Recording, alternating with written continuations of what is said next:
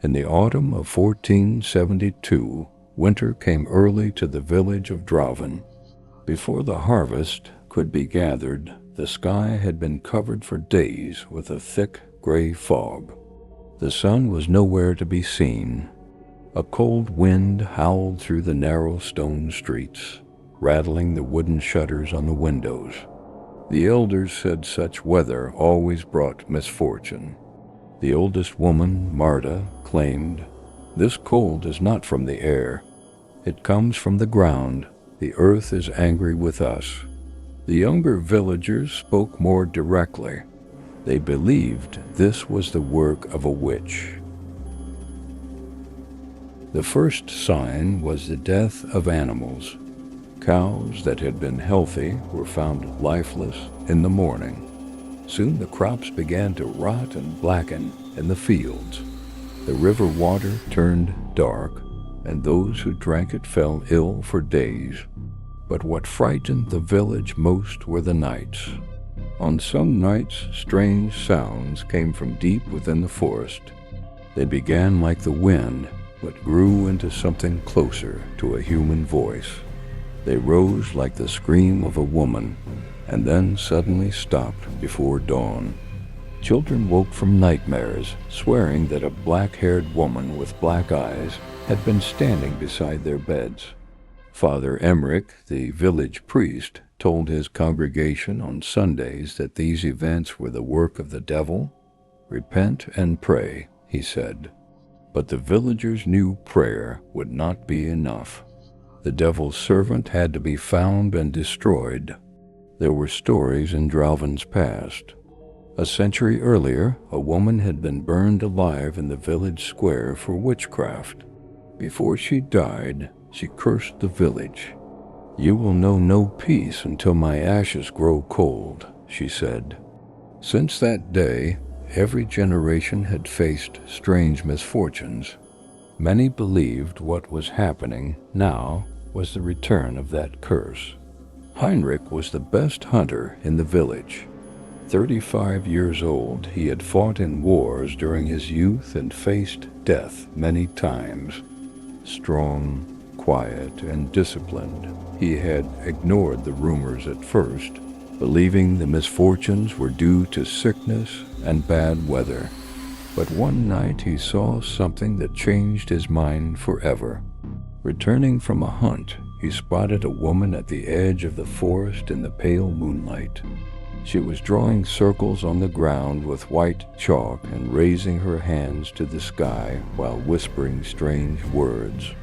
Her hair was tangled and covered in mud, and half of her face was scarred as if burned.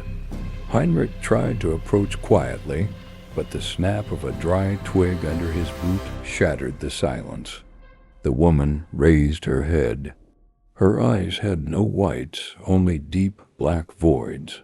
A chill ran through Heinrich's entire body. She smiled, then slowly stepped back into the darkness. That night Heinrich could not sleep. The woman's face haunted him. At dawn he went to the village council and told them what he had seen. The council acted quickly. Father Emmerich rallied the villagers.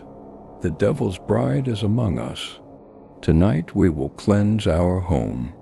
That night about 20 villagers entered the forest, carrying torches, pitchforks, and axes. Heinrich led the way. The deeper they went, the thicker the trees grew, and the moonlight vanished. The silence was heavy, and their breath hung in the cold air. After a while, they found a rotting hut. Strange symbols marked the door, inverted crosses, interlocking circles, and unfamiliar letters. Heinrich kicked the door open, and it creaked under his boot. Inside, the air was thick with the smell of dried herbs and burnt flesh. Dried plants hung from the walls, along with animal skulls and dark stains that looked like dried blood. In the center was a table made of black stone, covered with small, human-shaped figures made of beeswax. Heinrich looked closely and realized one of them had his own face. A door at the back of the hut opened slowly. The woman stepped inside. Her eyes were pure white, and her lips were thin as a blade. "You came for me, but it is already too late," she said. The villagers shouted and rushed toward her. The woman plunged a small knife into her own palm. When her blood hit the ground, the walls of the hut cracked and a foul wind roared inside. The flames of the torches turned blue. Shadows began to move, shifting like living things toward the men. Most of the villagers fled in terror. Only Heinrich and Father Emmerich remained. The woman murmured over the figures on the table. As the wax melted, Heinrich swore he could hear the screams of villagers back in Drauven, as if they were dying in unbearable pain. Emmerich raised his silver cross and began to pray. The woman looked at him and smiled. Prayers are useless when the sky has gone silent. The roof of the hut collapsed in an instant. Stones crushed Emmerich where he stood. Heinrich reached for his sword, but the woman's gaze froze him in place. She stepped close and whispered in his ear, "I will not kill you now. You need to remember me." Suddenly, Heinrich found himself at the edge of the forest. There was no hut, no sign of the woman, nothing but silence. In his hand was a charred fragment of the wax figure with his own face. When he returned to the village, the sight that met him was worse than any nightmare. Half of the villagers were dead. Their faces were twisted in terror, their eyes wide open. The survivors blamed Heinrich for everything. They claimed he had protected the witch instead of destroying her. They chained him and dragged him to the gallows in the village square. As they slipped the rope around his neck, Heinrich saw her in the crowd. The woman was watching him, smiling. The rope tightened, and the world began to fade. In his last breath, Heinrich heard her voice. "This is only the beginning."